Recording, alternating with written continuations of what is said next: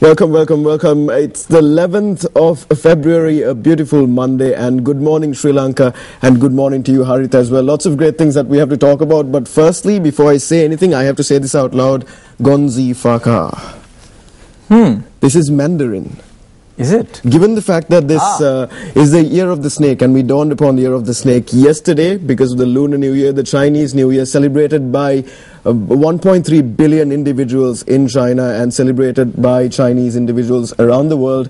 We transitioned from the year of the dragon to the year of the snake. And what I just told you is basically wishing you prosperity in this year that just kicked off when it comes to the lunar calendar. For a moment, Sachin, I thought you were swearing at me, but so Gunzi Faka to you too. And indeed, it's a momentous year for the Chinese. I mean, the year of the snake, and the last year I think it was the year of the dragon. And from the dragon to the snake, and we are going ahead with the Chinese New Year. And we have a fantastic show.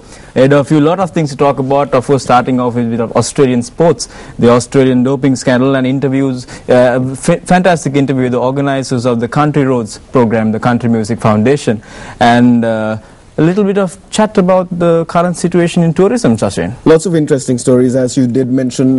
I was just looking up, and I was startled by the facts that they presented when it came to the Chinese New Year. It said that it was 200 million people who were going home to celebrate the New Year with their loved ones, their families, as we would as well when it comes to the month of April, right? And this is regarded as the biggest human migration and for a certain period of time. For a certain period of time. 200 million people is a lot of people. And of course in India also you were mentioning that a certain Kumbh Mela. Kumbh Mela is taking place, which is a festival celebrated by Hindus all around the world, but this time around there's supposed to be around 30 million people who go to the rivers of Ganges and who will take a dip because they think that will cleanse them of their sins. This happened, and these were the two big things that happened over the weekend. And if you did keep in touch with the news, it's a lot of startling facts around these things. I was looking up as to how the Chinese New Year did come about. Right. There's a lot of folk stories. The most interesting story that I heard about the Chinese New Year, its origins, was the fact that back in the day, right, this is related with a bloodthirsty creature called Nian.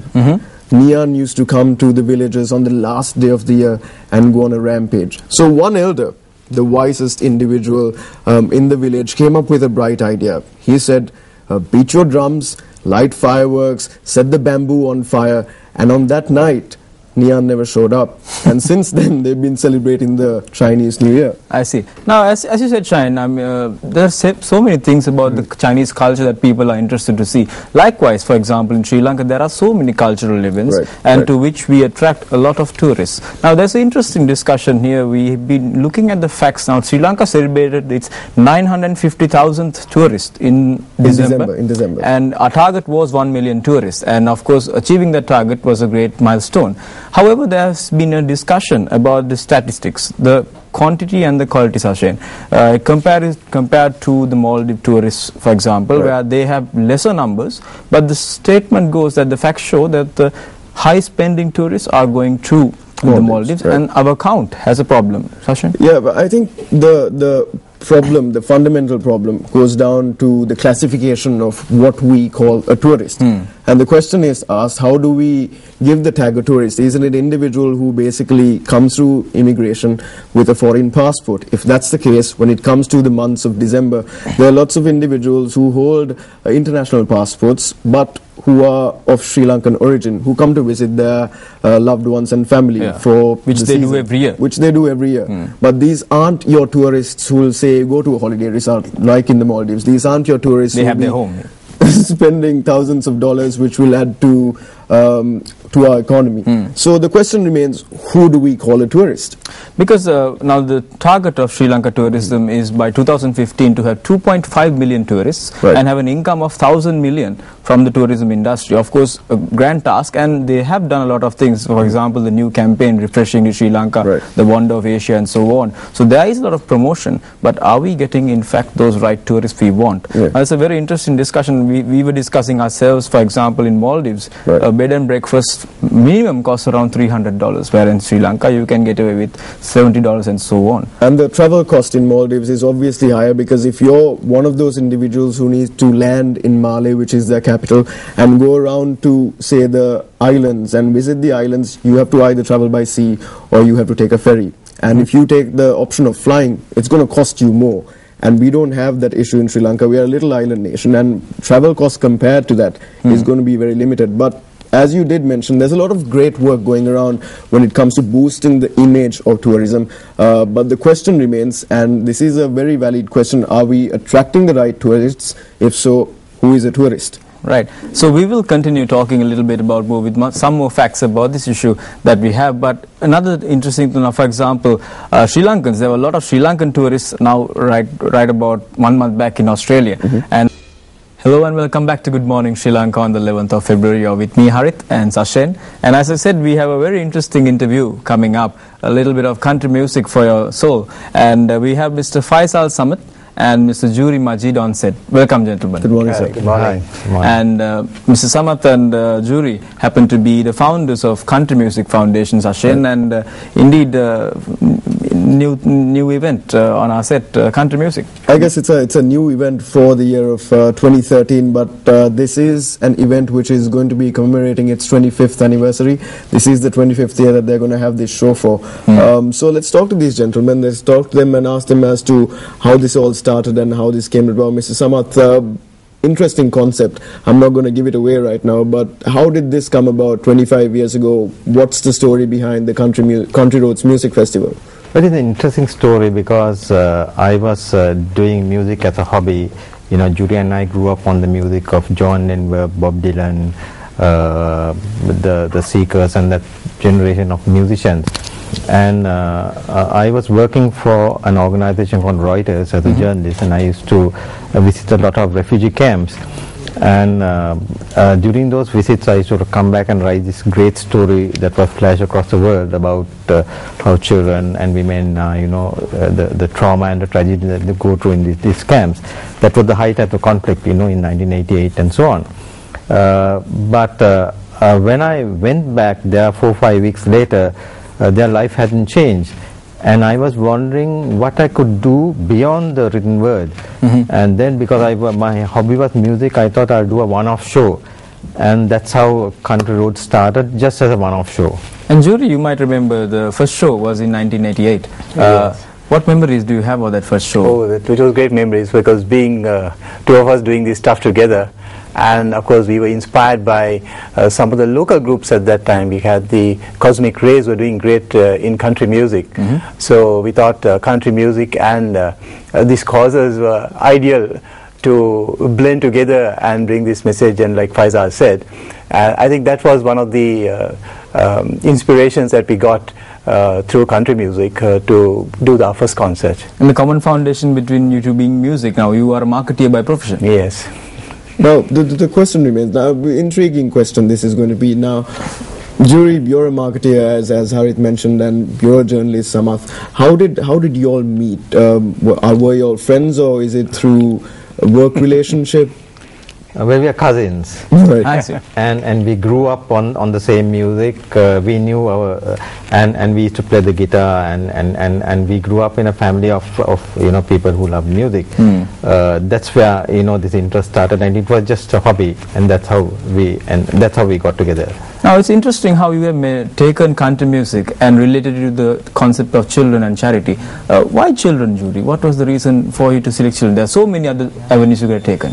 Actually, like Faisal said, what led him in those refugee camps was actually children that touched his heart. And they are, for them, actually when he went into those camps, they didn't realize what was happening around them. There were smiles and all that. That's what he related the stories when he comes back from the refugee camps.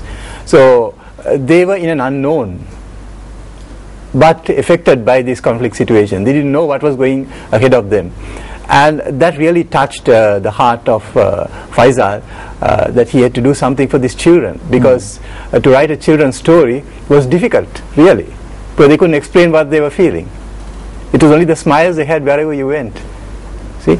And country music, folk music was one of our areas of music that we concentrated, and our passion was, and it blended well because country and children.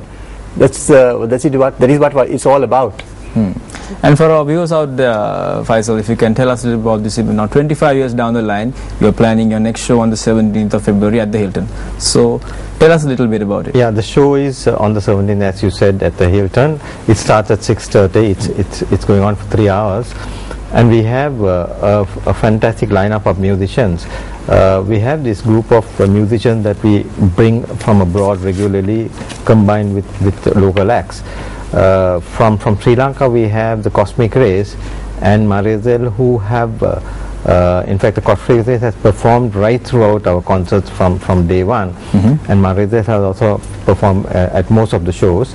Then from Germany, we have the Mavericks band, who the band has performed here in about 8 to 10 occasions, followed by Bob Livingston from Texas.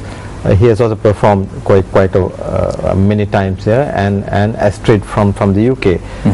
So that's the lineup, and I can assure you, people who are coming there, that it's going to be a great evening of entertainment for a cause.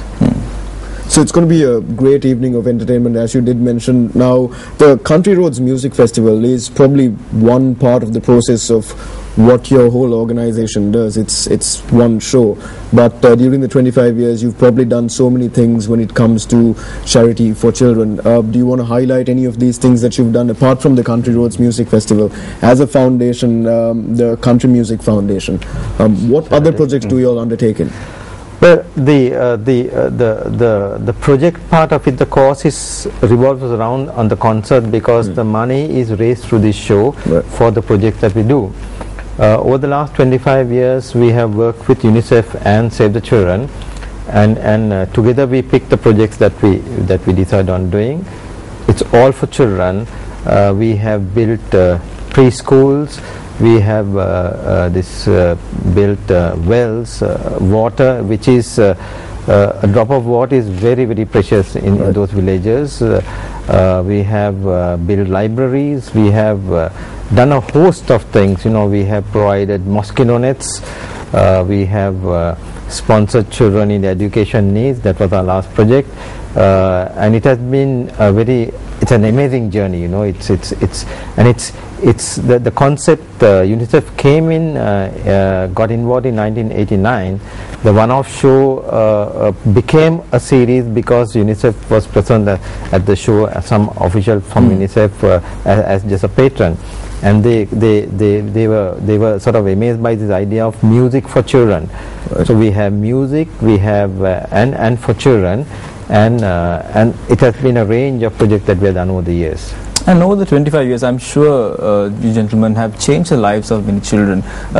Jury, if I may ask you, any stories that really stuck to your mind, a certain child, and how his life was affected, and what you saw and what the projects did for them? Actually, it was not looking at a child, but I'll tell you something that really touched our hearts. We were 23 years down the line, right? And we were young guys, getting into this thing for the first time. But still young at heart. Right, young at heart. But grey as now, okay. But this particular picture that was taken in no man's land, at that time they called it the no man's land, down somewhere in Madavachi. Madavachi, yes. Right? You understand when I say what it means, no man's land. Yes. Right? And water was precious. So this tube well was constructed, and it mentioned in that jungle, funds raised by Country Roads concert by the Country Music Foundation and the artists, and with UNICEF. And this picture really touched our hearts. One of those children, they are going to think about the Country Music Foundation and the country music, so that every drop of water